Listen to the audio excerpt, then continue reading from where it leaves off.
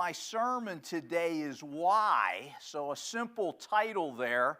And I'm going to get into why there's evil, pain, and suffering in the world, but I'm going to do it with a twist. I'm going to bring in an element of training theory into this discussion because I was a trainer for about 10 years with the federal government. I learned a few things that I kind of relate to what I'm finding in the Bible also. So I'm going to kind of meld those two ideas together here. And the reason this is an important topic is when you talk to atheists, when you talk to agnostics, when you talk to people who don't believe in God, one of the arguments they make is, well, how can you prove it? And with all this evil, pain, and suffering, how could a God of love allow that? Now, when you think of that logically with no other information available, I get that argument. I get that argument. Why would a God of love allow this world to do what it's doing? If you look around the world today, you watch the news every night, you see what's happening with Israel and the Palestinians, you see what's happening with Russia and Ukraine, you see what's happening with civil war in Sudan. There's all kinds of craziness out there, and I could list things for an hour right now that I'm not going to do. You all know what I'm talking about. So yeah, it's a good argument, and as believers in God, we need to have a response to it. So I'm not going to give you everything today because this is a large discussion, but what I'm going to do today is I'm going to give you reasons why there's evil, pain, and suffering, why the Bible says there's evil, pain, and suffering, and it's not just God allowing it. Let me just tell you that. God does allow it in a sense, but it's much more complicated than that, and hopefully we'll shed a little bit of light on it today that can help you talk to people who don't have any understanding about what we're talking about today. Now, before I do that, I'm going to play a little game with you right now. This is going to be explained later in my message. Everybody got that? What I'm going to do right now will be explained later, so don't get confused right now, okay?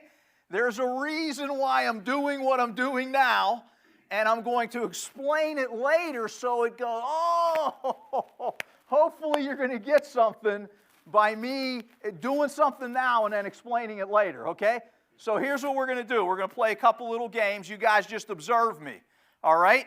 So I'm going to read something to you right now. I'm just going to read something to you, okay? That's all we're going to do in this first exercise. You guys just sit back and listen. 500,000 new stars discovered. A decade ago, the Gaia space mission was launched by the European Space Agency with the ambition of creating a 3D map of our galaxy. After observing some 1.8 billion stars, and having a near-complete map of the Milky Way, scientists realized a crucial gap. They did not have a clear view of parts of the sky that were packed with stars. The 500,000 new stars revealed in Omega Centauri mean it is the most crowded region explored by Gaia so far. Gaia has recently found 381 cases where evidence for gravitational lensing was observed. The European Space Agency scientists say this means that the Omega Centauri cluster's gravity bent light coming from distant sources called quasars. In the next release in 2025, Gaia will give information about 8 more such star-packed regions of the sky. That's exercise number 1. Here's exercise number 2. Notebook, plastic cup, pencil, Captain America wallet, toothpaste box, glue stick, thank you, Ann, power cord, razor, shaving cream, earphones, plugs, deodorant. Now we're going to go to exercise number 3. Just give me a moment to pack my bag. Okay, exercise number 3. So if we want to change people, what you got to realize about change is it takes involvement, it takes time to help people change. So I'm going to give you an example of that. So what I want you to do is I want you to take your 2 hands together and just bring them together, whatever feels the most natural to you, just bring them together like this. Now, what you're probably noticing is one thumb is always over the other. You've got one thumb over the other. My left thumb is over my right thumb. Your right thumb might be over your left. I don't know. Whatever feels comfortable for you, keep doing that a few times. Now, here's what I want you to do. I want you to do the opposite now with your thumbs. So if you had the left thumb over top, I want you now to bring the right thumb over top, or vice versa. Now, bring that opposite thumb over top. Does it feel a little strange right now? It does feel strange, doesn't it? But I want you to keep doing that. Do it about 10 times. Nice and smooth. The opposite thumb now you're going to put over top.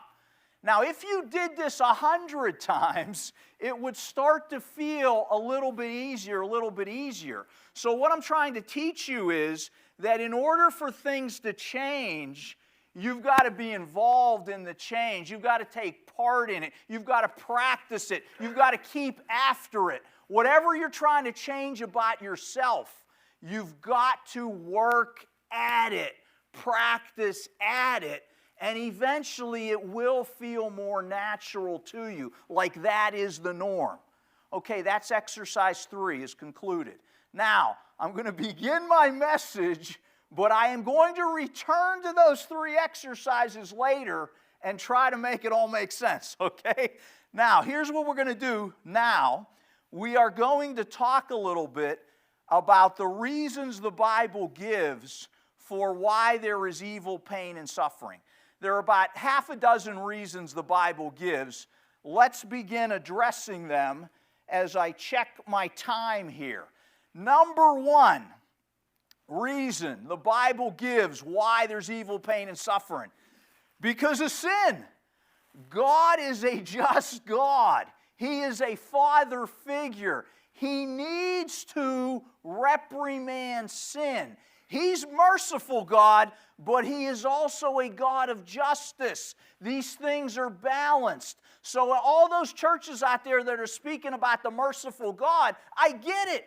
But there's another side to that God, the God of justice. And He must bring justice because He is holy.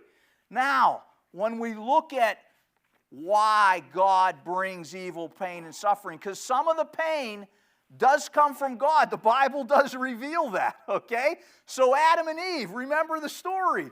They got kicked out of the garden. Why? They were disobedient to God the Father and the Son, and they got kicked out. And what did He tell them when He kicked them out? You're going to have to work by the sweat of your brow. You're going to have children, and it's going to be painful. So yes, God did say, I'm bringing some of this pain and suffering on you because of your sin, because of your disobedience. When you move to Israel and Judah, as we go into the Old Testament, why are they destroyed by Assyria and Babylon? Because of their disobedience, because they did not listen to God. Look at what Hosea the prophet says. And you read this throughout the prophets. Hosea 13 and verse 16, to encapsulate a lot of other data we could provide. Here's what it says, Hosea 13:16. Samaria shall become desolate. That was the capital of the northern kingdom of Israel. For she hath rebelled against her God. They shall fall by the sword. Their infants shall be dashed in pieces, and their women with child shall be ripped up. Horrible. Horrible. I get it. Terrible. But why? Because they were disobedient to their God. Just like those of you who have children, I remember the first time I raised my voice to my daughter. She was about 2 years old, and she started crying. And I was like, whoa, I didn't know that was going to happen. But why was I raising my voice? I wanted her to start to understand, no, you can't do that. You can't do it. So yes, there was a little bit of pain for her. She got scared of me, but there was a reason behind it. And when we're talking about a God who is beyond our understanding, we got to have the faith that there's a reason behind it. And some of those answers are in the Bible. We are going to address them today. So number one, we suffer evil, pain, and suffering because God must punish sin. He's a righteous God. He must punish sin. Number two, why is there evil, pain, and suffering? And this is a big one.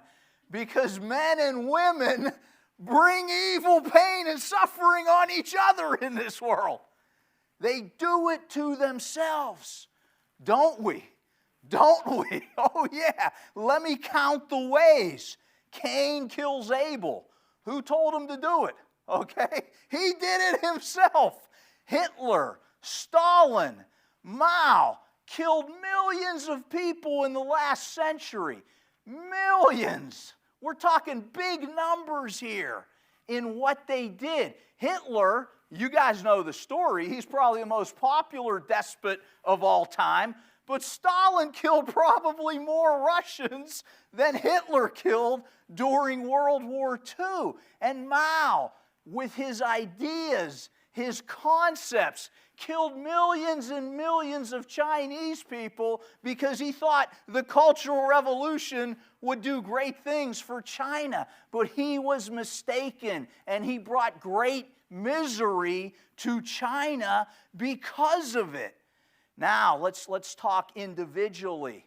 How about smoking? How about alcohol? How about wrong food choices? What do they do to us? Oh yeah, we're doing that to ourselves, folks. Now I know smoking can be addictive. I've never smoked, but in talking to people who've smoked, I get that there's a chemical release in your body when you're puffing on that cigarette. I get that some people become alcoholics because of the chemical release in their body from the alcohol connecting with their internal chemistry within their body.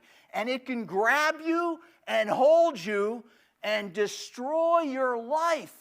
But you are making that choice. Yes, your body is going full bore with that choice, but you have made that choice.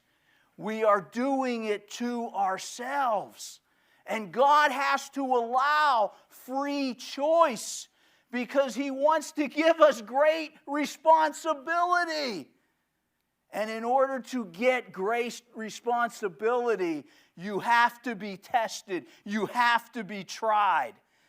God is allowing free will. He's allowing sin to be in this world because He needs to determine what choices we are going to make. Because someone made a choice many years ago, a powerful spiritual being made a choice that went against God's way. If He allows that for other spiritual beings, I don't know what the ramifications of that are. But that's a whole other sermon I don't have time for right now. But you want evil, pain, and suffering? Go to the Bible, folks. Go to the Bible for examples of it. Why do you think there are so many examples of it in the Bible? God wants us to get a message. Notice Judges chapter 19. Judges chapter 19. You want some gruesomeness? You want some evil, pain, and suffering?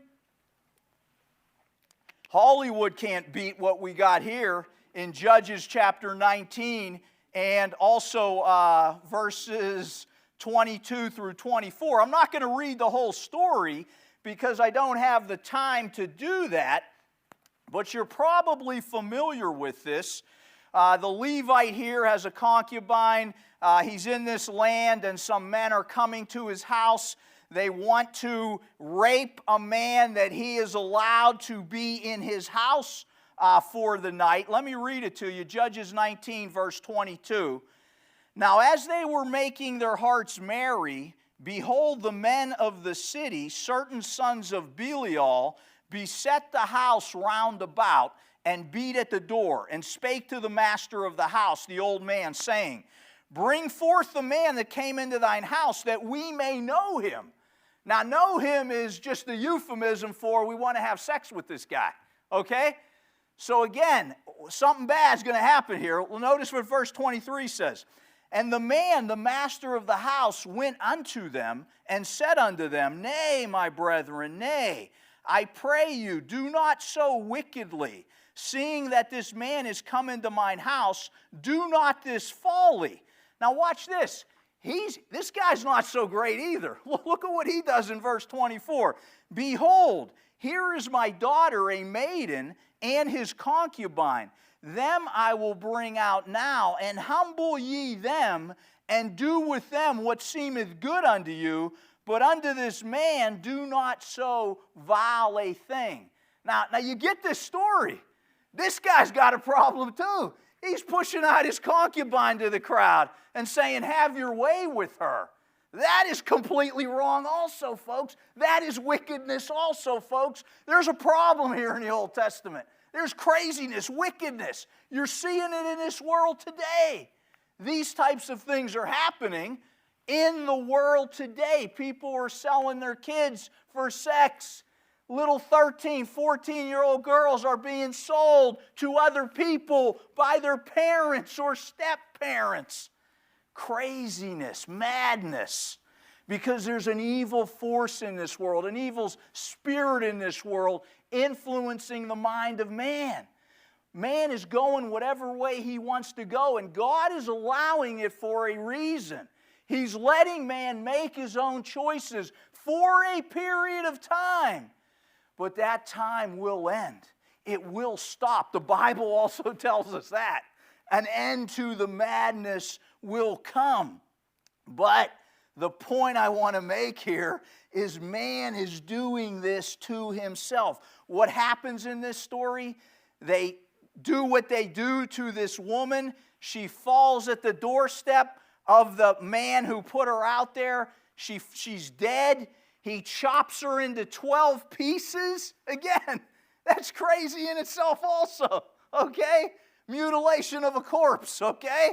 He chops her into 12 pieces and sends a piece to each tribe of Israel and says, hey, we got to go to war against these guys because look what they've done. Well, he was part of that. You get that? He was part of that, okay? But anyway, war ensues and more people die. Crazy, isn't it? The Bible's full of stories like that. Just like this world is full of those same stories. It hadn't stopped since it started, folks. What did Billy Joel say? We can't stop the burning. It was always turning since the world's been going. I don't know the words. I forget it now. But Billy Joel sings about it. You know, he's talking about the same thing, the craziness of this world. So that is point number 2. Another reason there's evil, pain, and suffering, man's inhumanity to man. Point number 3, we suffer because there's an evil influence in the world. That evil influence works in our minds. It works in the spirit of the world, we'll say. So people are influenced by what other people are doing. And that is manifested with the internet today. There are all kinds of things manifesting today because anybody can get on there with any idea they have, and people will begin to look at that and think, well, that's a possibility. Let me try that out. That's a possibility. Let me try this out. Because this isn't mattering to anybody anymore. People are not reading the Scriptures, so they're going with whatever the latest trend is, whatever the greatest idea out there is, especially young people. Let me try this. Let me try that. Because they're young. They don't know life yet. They haven't experienced life yet. So understand why they're looking into all these things, because nothing better is revealing itself to them. That's what we're here for, to try to reveal that to people. So point number 3, this evil influence is what? Well, let's read about it in Job chapter 2 and verse 7. The Bible speaks about it in many places, but in Job 2:7 we get a good feel for it. Job chapter 2 and verse 7, and here's what we read there. So went Satan forth from the presence of the Lord, and smote Job with sore boils, from the sole of his foot unto his crown. Now, I don't have time to get into all the different examples of Satan in the Bible and how he influences in the world, influences leaders, influences people, but I want to give you one example here where Satan is being used to do whatever he wants to Job, except to a certain point. God says you can't go over this line, but do what you want to Job. Now, why would that book be in the Bible? Why would this book be in the Bible? To reveal to us this is a possible way that evil, pain, and suffering can come in this world. That Satan and his minions can bring it on people, and God might allow it. God might allow it. But when we get to the end of Job, we see there was a reason there. There was some meaning to the evil, pain, and suffering that came to Job. And I'll talk about that a little bit later. But there was a reason if we get to the end of the story. And when I talk about evil, pain, and suffering in your life that you don't understand right now, there is going to be an end of the story.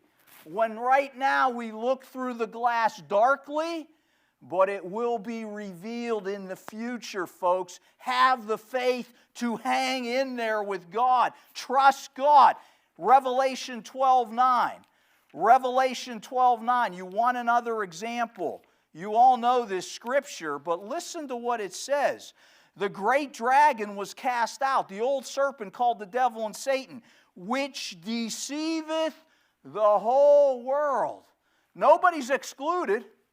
Everybody's been deceived in one way or another.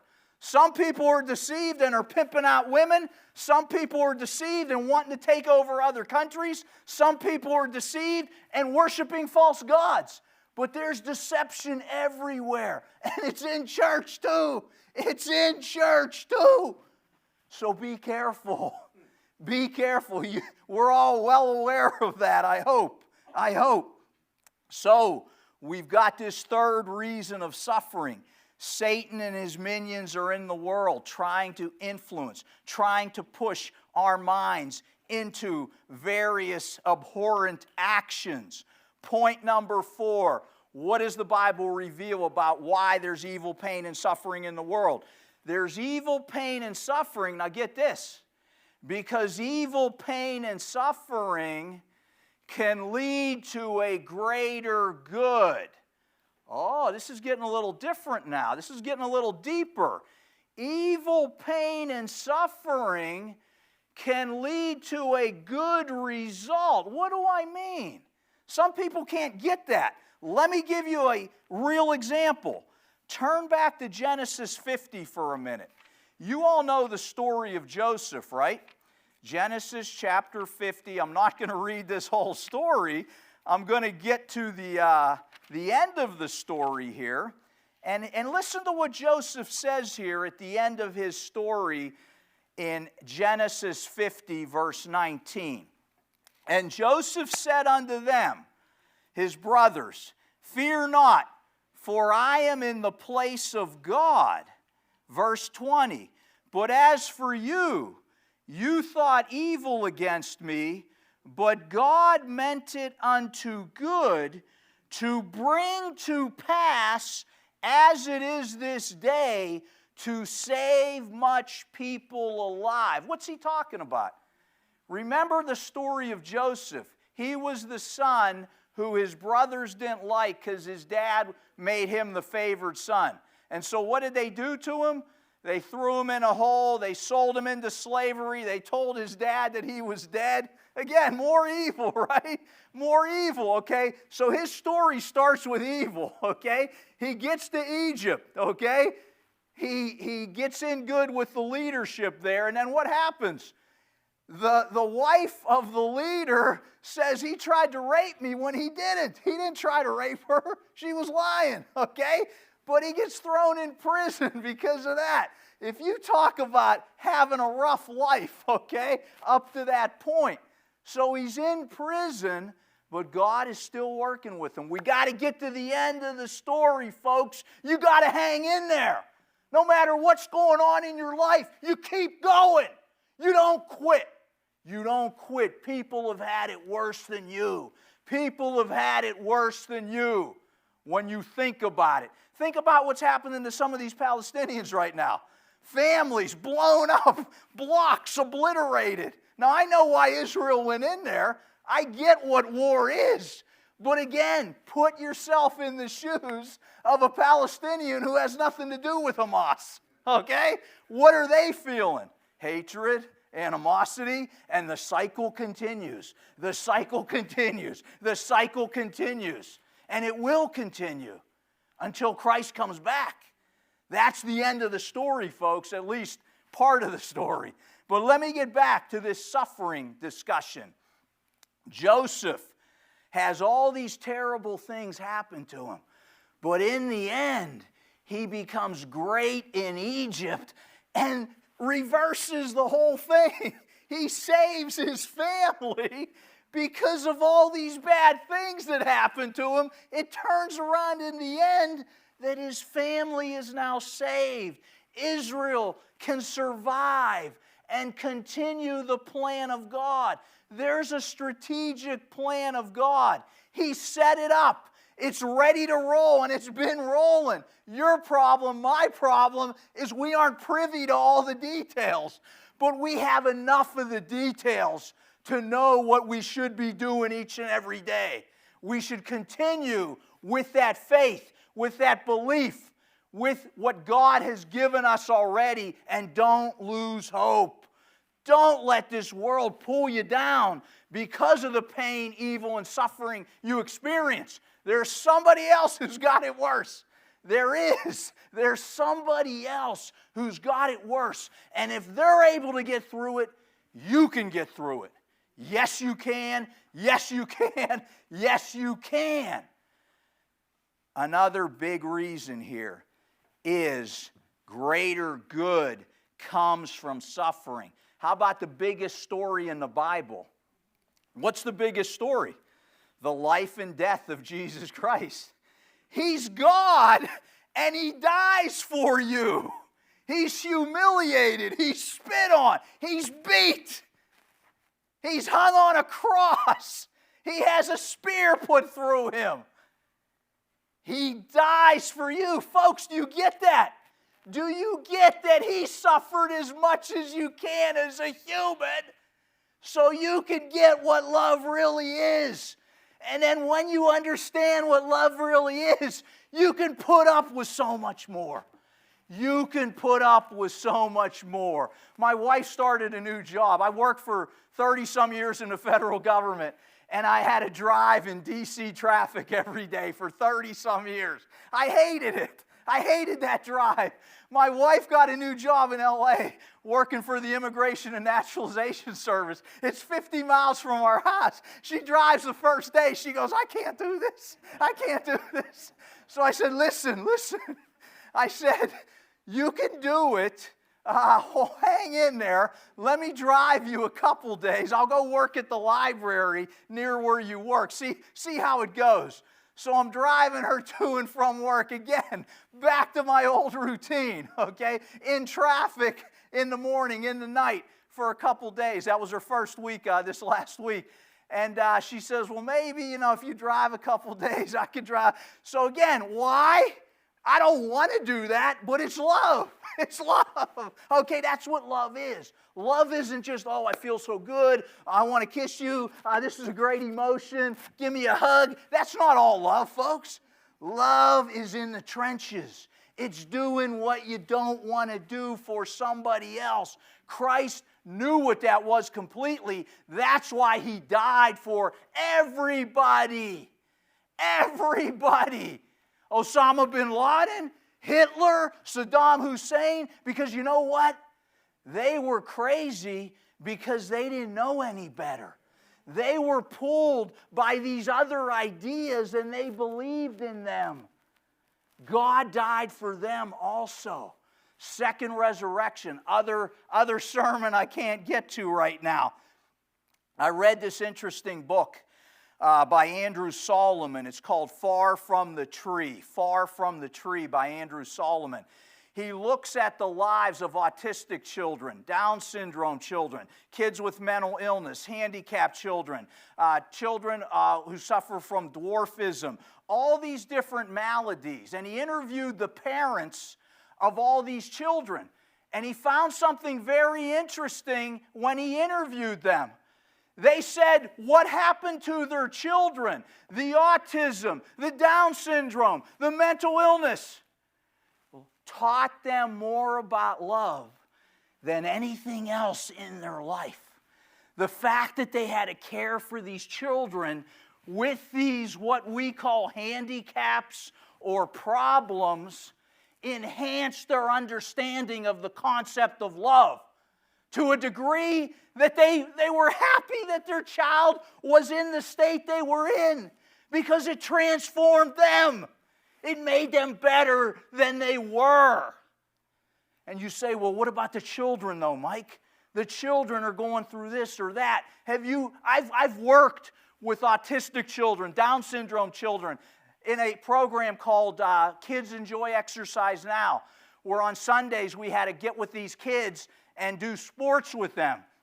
And they had all of these maladies. And sometimes I'd come there with a bad attitude. Like, oh man, my life, I don't like it. I don't like this, I don't like that. And these kids are running around happy, joyful. And I was transformed by just being there for a couple hours. It altered my thinking. And I said, what is wrong with you?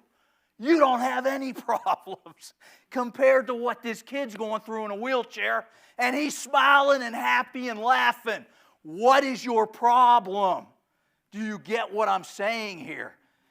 The world is much bigger and complex than we can understand. God is doing something bigger and more complex than you can totally understand today.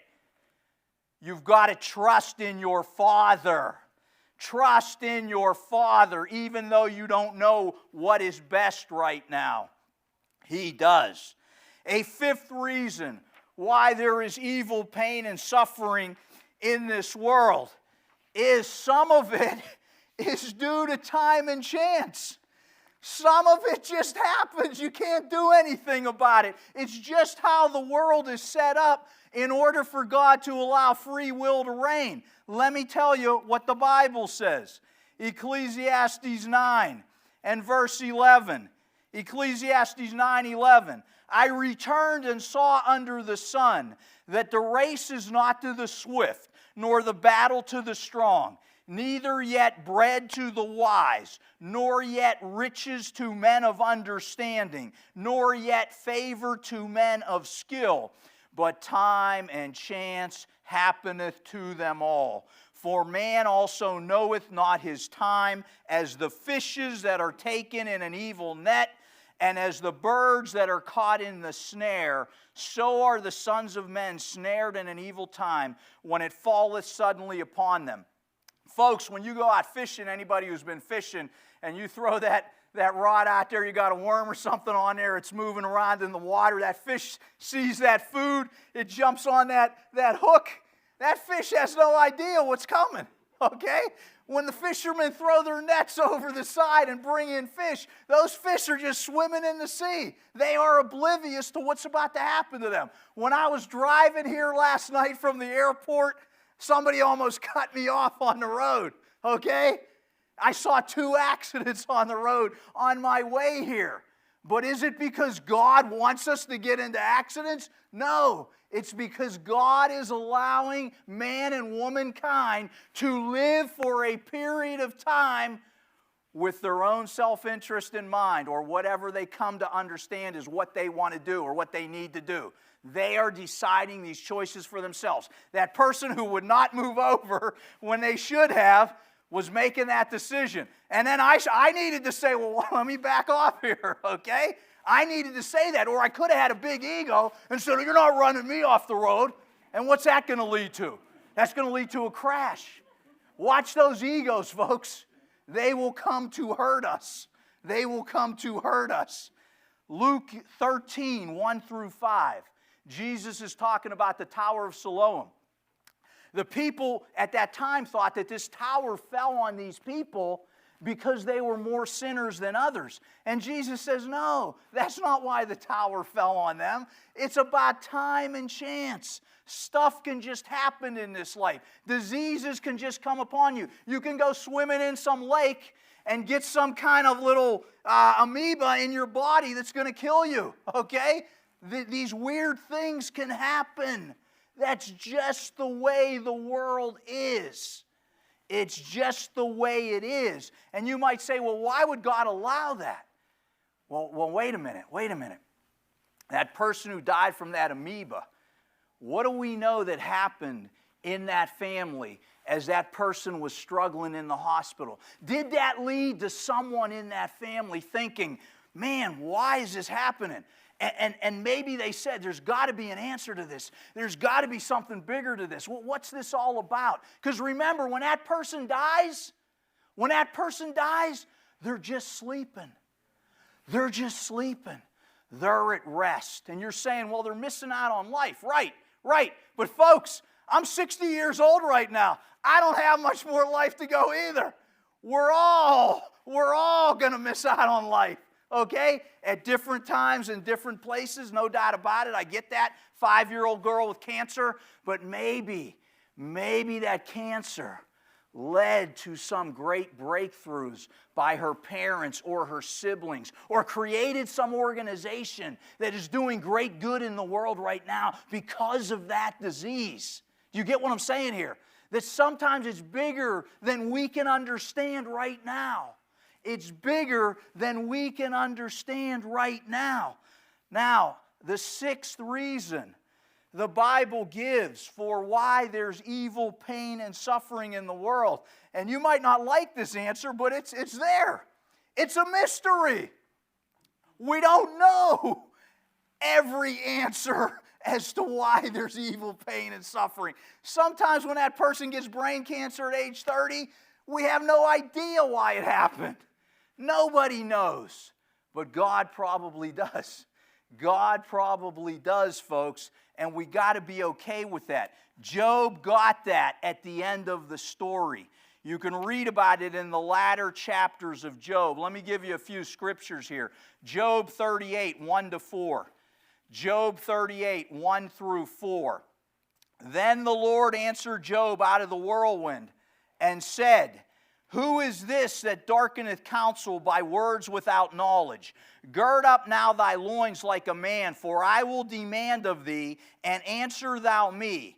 Where wast thou when I laid the foundations of the earth? Declare if thou hast understanding. What's God saying to Job? As Job and his friends are talking about all these bad things that happened to Job throughout the middle chapters of Job, they're trying to figure out, why did this happen? They got all these different ideas why these bad things happened to Job. And what God is telling him at the end of the story is, who are you, little man, to question what I'm doing and how I'm doing it? I think back to my 2-year-old daughter for a moment. Try to get that conception in your mind. I raise my voice because she's doing something dangerous. And she's like crying. She doesn't know that that's danger yet. She doesn't understand the world yet. She's only 2 years old. Think about yourself in that way, that you are still a child. You are still limited in your understanding in comparison to a spirit being who created all this stuff. When you think about the complexity of nature, when you study DNA, it blows your mind. Science cannot even explain it. They cannot explain DNA, how there can be so much information in one teeny tiny cell in your body. And then it's not just that cell. It's in every one of those teeny tiny cells in your body. Enough information to reach to the moon and back 9 times if you line up every strand of DNA in your body. Imagine that for a moment. That is mind-blowing, that all that information can reside in something you can't even see. Doesn't that blow your mind? Okay, it blows my mind. I don't see how you cannot believe there is a creator when you understand that fact. That is a fact, a hard fact you cannot dispute, you cannot get around. That's why scientists today are hedging their bets, okay? There are a lot of scientists who are learning this stuff, and they're not sure. Maybe there is a God, they're saying now. Some of them, okay? So again, there's a mystery to this. Job 40, 1 through 5. Job 42, 1 through 3. God lays it on Job that who is he to question someone beyond his capacity or capabilities. But Paul says it also in Romans chapter 11 and verse 33. Here's what Paul says. Oh, the depth of the riches, both of the wisdom and knowledge of God. How unsearchable. Unsearchable, folks, means we don't have access to it right now. How unsearchable are His judgments and His ways past finding out. So we don't have the capacity, and believe me, some philosophers and some scientists with their egos, their puffed up egos out there, they think they do have that capacity. But according to your Bible, they don't. They don't. They're grasping at air. Because you know what? I read a lot about science, and they're always changing their theory a little bit. They're always changing their theory a little bit. Why? Because they don't know. They don't know, young people. Wake up, young people. Understand when you go to college, that professor is not God. That professor does not know all knowledge. I was in a class at Georgetown getting my master's degree, and it was a religion class. And the professor was poo-pooing the Bible. And he said, yeah, look at these stories. And he gave an example. He said, look at the birth narratives. He said there are 2 different stories about Jesus' birth. One story tells you that the shepherds were there, and the other story tells you that the Magi were there. And I raised my hand, and I said, sir, I said, those actually are 2 completely different stories. The Magi didn't arrive until probably 2 years after Jesus was born, because the Greek word says that Jesus was in a house of some sort at that time, and the other account says Jesus was in a manger at that time. The Magi got there 2 years later because when they met with Herod, Herod wanted to kill all the kids that were 2 years and younger, according to Scripture, based on when the Magi talked to him and what they told him. Folks, these are 2 different stories about the birth of Jesus. Those stories were not happening at the same time. So you know what happened later in this class? He was talking about something and he was upset, and he picked up his shoe and he threw it, interestingly enough, ironically, in my direction. You know, I was sitting, he was over there, and I sat like right in front over here, and for some reason, to make his point, he didn't just throw the shoe down in front of him. He threw it in my direction. and it fell right in front of me. I wondered about that, after that. But again, I'm not trying to say I know it all, because I don't. I don't, okay? But nobody knows it all. Nobody knows it all. Now, what I'm going to do is I'm going to bring back those exercises right now as we start to get into our wind down here. Now, what I want to do is talk about Confucius real quick. Confucius was a philosopher, a trainer in China, 551 BC to 479 BC. A lot of people say he's a smart guy. I'm bringing him up to show you the ubiquity, the consistency in what people have learned about training and teaching from the time of Confucius to today. And here's what Confucius said. He said, well, before I tell you what he said, let me go back to my first exercise. Do you all remember that first exercise? I was reading something to you. So I'm going to quiz you right now on what I read to you. Do you guys remember how long ago the Gaia space mission was launched? If you know, raise your hand. How many years ago was the Gaia space mission launched? Does anybody remember what I said? Okay, it doesn't look like anybody wants to raise their hand. That's okay. That's okay. Let me ask you this one.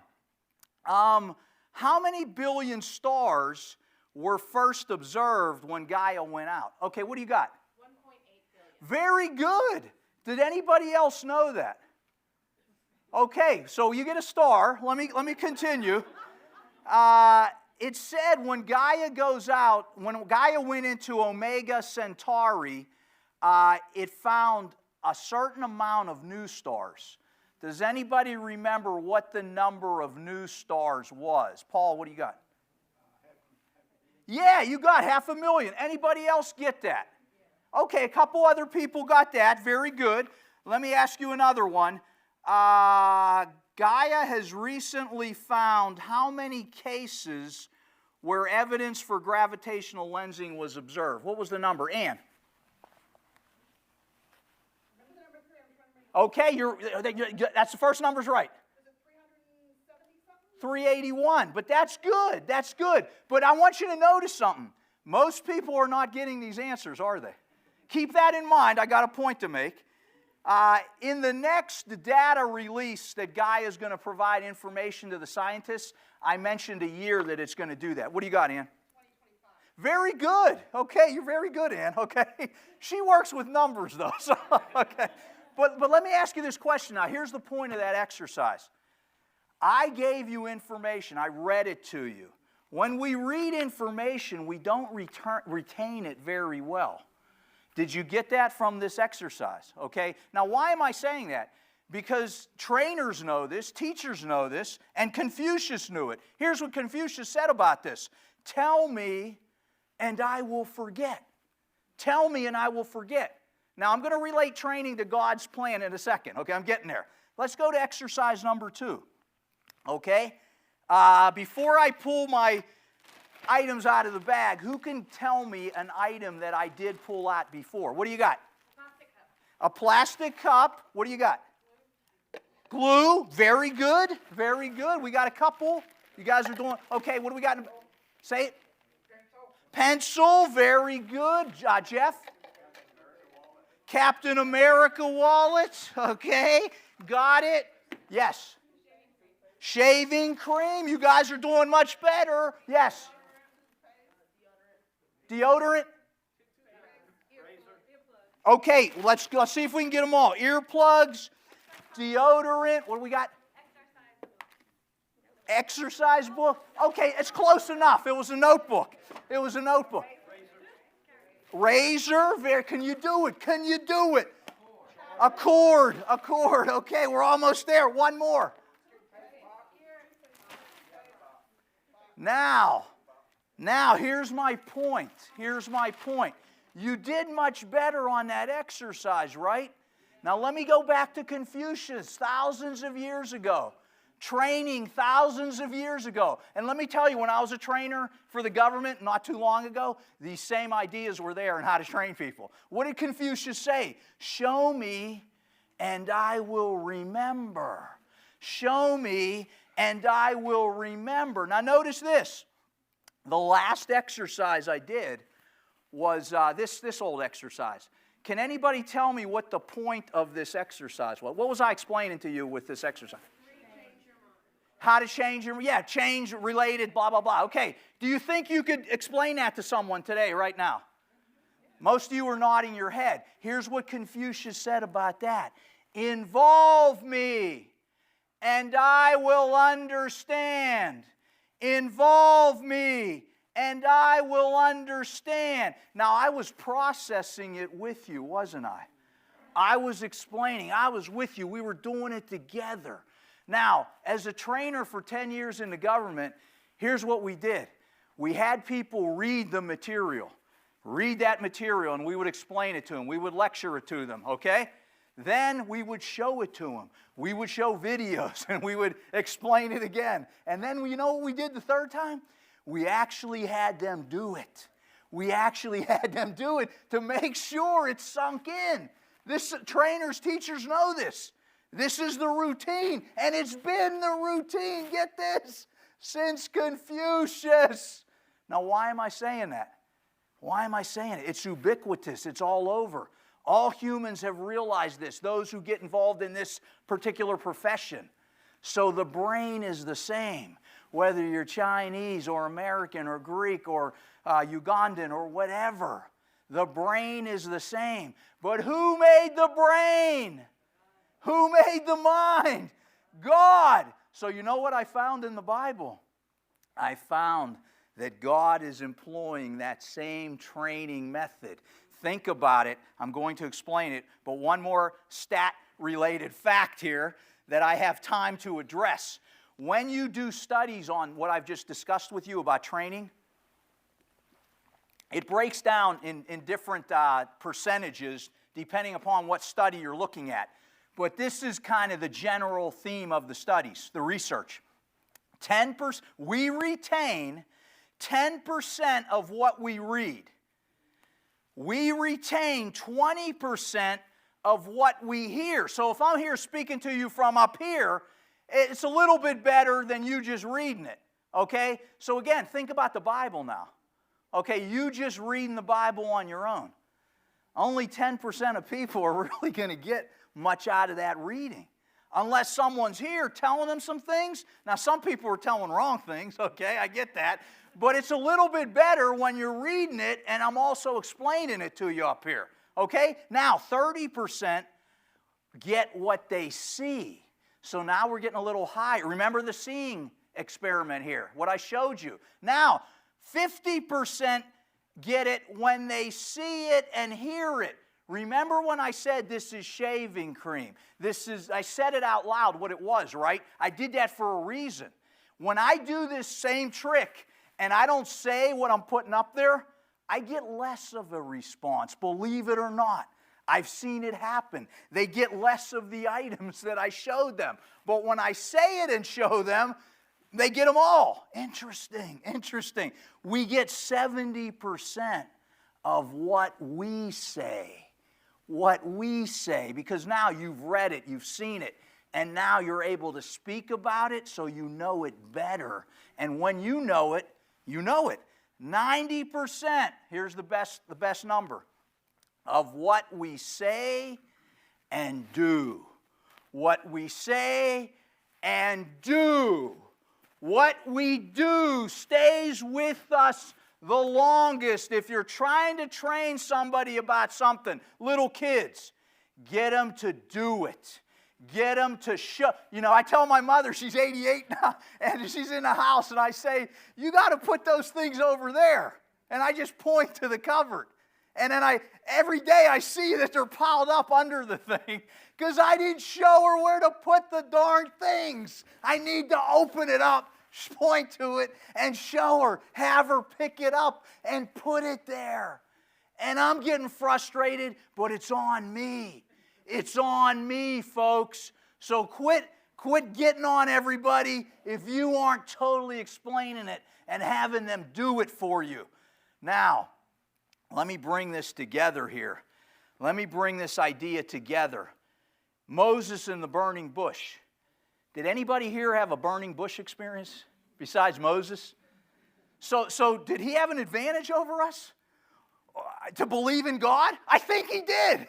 I think, and some people might say, well, that's not fair. Why doesn't God reveal himself to everybody? You're not God. God can do that's why he's God. He gets to decide. Okay? So what about the tongues experience in Acts? Everybody starts speaking in a foreign language, and everybody's like, oh my goodness, what's going on here? Did they have a greater experience than you and me, Melvin? I haven't seen it. I did see a tongue experience in a Pentecostal meeting, and I didn't believe in it. You know why? Because at the end of the meeting, he called all these adults up, and he put his hand on their forehead, and they all fell back. Boom, boom, boom. And there was a guy on either side of them grabbing them as they fell back. And then they had children that they wanted to put the Holy Spirit on right after the adults. Guess what happened when they touched the kid's head? He didn't move. But the two guys on either side of the kid pushed him back. Those people were psychologically conditioned to believe that this guy was for real. And boom, it happened for them. But it didn't happen for these innocent kids because they haven't been jaded by the world yet to go this way or that way. They're still trying to figure it out. Folks, the Paul experience. Paul was blinded, right? On the road to Damascus. Nobody here's had that experience. Nobody here had a voice talking to you from God, right? Now you might say, well, why did those guys get those advantages that we didn't get? And I might say to you, well, you know what? You've got an advantage that they never had. This whole thing all put together with all the research that's been done on it. That's very helpful, okay? But let's get back to those examples. Why? Why did those individuals have those experiences? Because at certain times in God's strategic plan in history, he had to manipulate the situation in order to get it to go the way he wants it to go. And you might say, well, why? Well, he's God. He's God. He gets to figure it out. He's in charge of the game. Okay? We're not in charge of the game, folks. Get it through your head. You don't have control. You are not in control of this world. Your life, well, you got some control of your life, okay? But not everything. I can't deal with the traffic. I can't take it away. I can't tell my wife if she wants to keep that job or lose that job. Oh, you get what I'm saying here? You got to let go of this idea that I'm in control. Things need to go this way. No, they don't. They're going to go the way they're going to go, and you got to just ride the horse, folks. You got to just ride the horse. And with faith in God and belief in God, you can. You can ride the horse. You can ride the elephant, okay?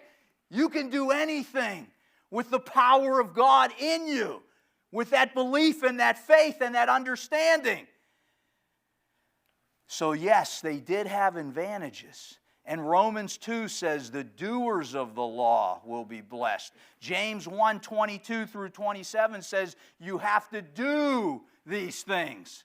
You have to do these things. Why do we come together on the Sabbath?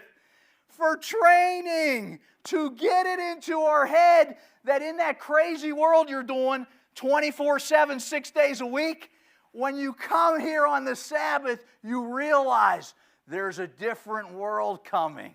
Something else is going to be here not too long in the future. There's a reason, folks. God's training you with the Sabbath, with the holy days, with the law. With the law. Why should you not be looking at pornography? Because that's not your wife. You're never going to marry that woman, okay? You shouldn't be looking at it because it's going to take your head in a completely different direction. Get rid of it. Stop it. Quit going to bars if you got a problem with alcohol. Don't be tempted by it. But what's this world doing? Creating more opportunities to have that drink. Creating more opportunities to get that porn. Creating more opportunities for the madness that's in this world. But what God says is stop all that. Do this. Do this. Do this. The law's not hard. It's good for you. It's good for you. It makes life better for you. Now, let me bring this home. Let me bring this home. Isaiah chapter 6. Isaiah 6. How am I going to bring this training together with the evil, pain, and suffering in the world? That God is training us in some way, in some weird way, with evil, pain, and suffering. Okay, Isaiah 6, verse 10. Isaiah 6, verse 10. Make the heart of this people fat, and make their ears heavy. Shut their eyes, lest they see with their eyes, hear with their ears, understand with their heart, and convert and be healed. Then said I, Lord, how long? So how long what? How long are they going to be deaf? Are they going to be dumb? Are they going to be blind to your truth, God? How long, Isaiah is asking him. And listen to what his answer is. Listen to what his answer is. Then said I, Lord, how long? And he answered, until the cities be wasted without inhabitant, and the houses without man, and the land be utterly desolate, and the Lord have removed men far away, and there be a great forsaking in the midst of the land. But notice what it says in verse 13. But yet in it shall be a tenth, and it shall return and shall be eaten as a teil tree and as an oak whose substance is in them. When they cast their leaves, so the holy seed shall be the substance thereof. The holy seed is who? It's Jesus Christ. He's coming back a second time. That's when all this craziness is going to end. So what happens at the end, though, before Christ returns? It's the craziest time in history. It's the craziest. You think now's bad? It's going to get worse. It's going to get, but why? Why? Let me think. What did Confucius say? What did trainers say? When you live it, when you experience it, that's when most people really get it. You hear what I'm saying? So in God's plan, when was Israel and Judah destroyed? When they went so long and didn't listen, He finally brought the hammer down. What's He going to do before Jesus comes again? He's going to bring the hammer down like He's never brought it down before. Do you think some people who've heard something about the Bible, even if they don't got all their ducks in a row, don't understand all the doctrines, don't you think they're going to know when the end is coming, if they're around, if they're living? And don't you think there's going to be people at that time preaching and saying, keep the Sabbath, keep the holy days? Don't you think some of those people are going to get all in at that time? I do.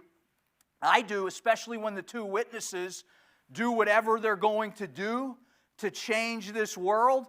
People are going to listen, especially when they rise up from the dead, from the ground, and people know they were dead. People are going to go, whoa! You see how those people are going to have an advantage at that time? They're going to see dead people who've been in the street for 3 days and nights rise up and start talking again. And that's going to shock a lot of people. That's going to scare a lot of people. But you know what else it's going to do? It's going to influence a lot of people that's in the Bible. This stuff must be real. Experiential learning. God knows what He's doing because He knows how the brain works. And He knows you're here today because only a limited amount of people get it from just reading about it and hearing about it. Limited amount of people. But He knows that when you experience it, more people are going to get it. So think about that second resurrection. The vast majority comes back to life. And what do they realize when they pop up out of their grave and they're a human being again? I was dead and now I'm alive. You want to talk about experiential learning, folks? That is the ultimate in experiential learning. You get what I'm saying? So He brings them back to life, the ultimate in experiential learning, and they know, I was once dead. I remember having the cancer. I remember the heart attack and how I felt. I remember this, and I'm alive. And so now you start explaining it to them. But are there instructors at that time, like Confucius? Or who's the instructors? I hope we're the instructors. The Bible talks about that. I'm not going to get into another sermon here, but the Bible talks about that in Isaiah 30. Kings and priests, Revelation 5:10. They come back to life, And they know beyond a shadow of a doubt that there is really a God. Because there's no question anymore. He's on earth ruling. He set up His kingdom, and they're going to see a transformed world, unlike the world we're living in today. And they will be able to experience it for a time and say, wow, things are different now. Things are different. Where's the alcoholics? Where's the drug addicts? Where's the prostitutes? Where's the porn? Where's the war? Where's the this? It's gone. It's gone.